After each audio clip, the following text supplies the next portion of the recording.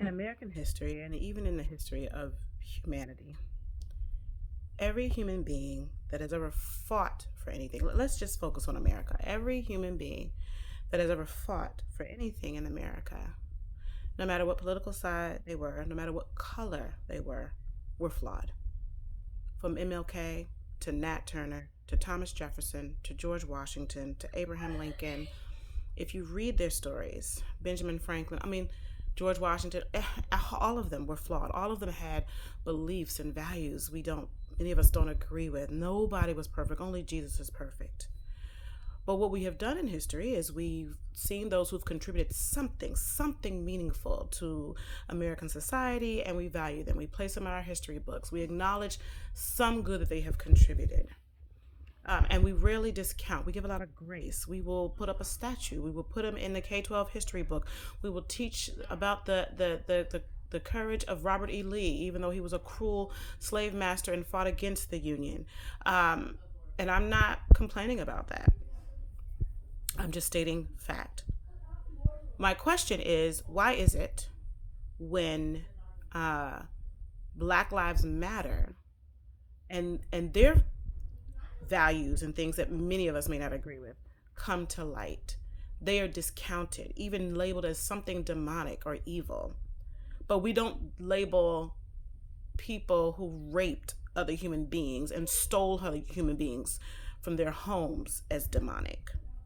Why don't we do that? And I'm not saying you should. What I am saying is that we need to give grace to everyone who is fighting for something to make America what it should be, because we give grace to everyone else.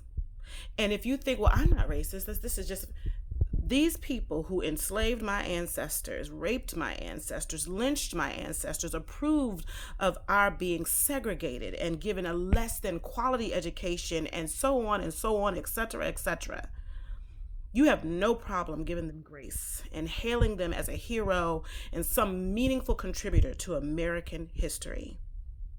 Now, I am not personally a Black Lives Matter fan. There are a lot of things about them, things that they say, that I have struggles with. There are things about how it kind of seemed to evolve into something that was distracted from the purpose of really bringing meaningful change to how justice is done. It seems to have gotten off track. I get that.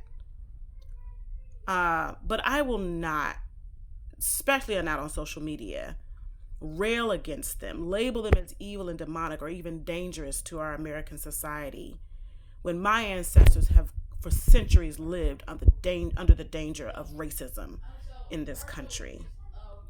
There is one thing that they did do, whether you like it or not, and that is that they drew attention, universal attention, to the issues and holes and inequities in our justice system.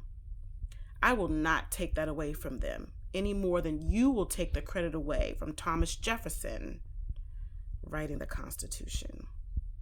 We are all flawed. None of us are perfect. No freedom fighter has ever been without sin. Let he who is without sin cast the first stone. So all I'm asking is that we acknowledge who goes against our value systems. We recognize that, that might not be a place where I want to invest my time and energy. We don't waste our time and energy just spouting negativity about every little person that comes against what you believe, and actually do something about the issues that we have.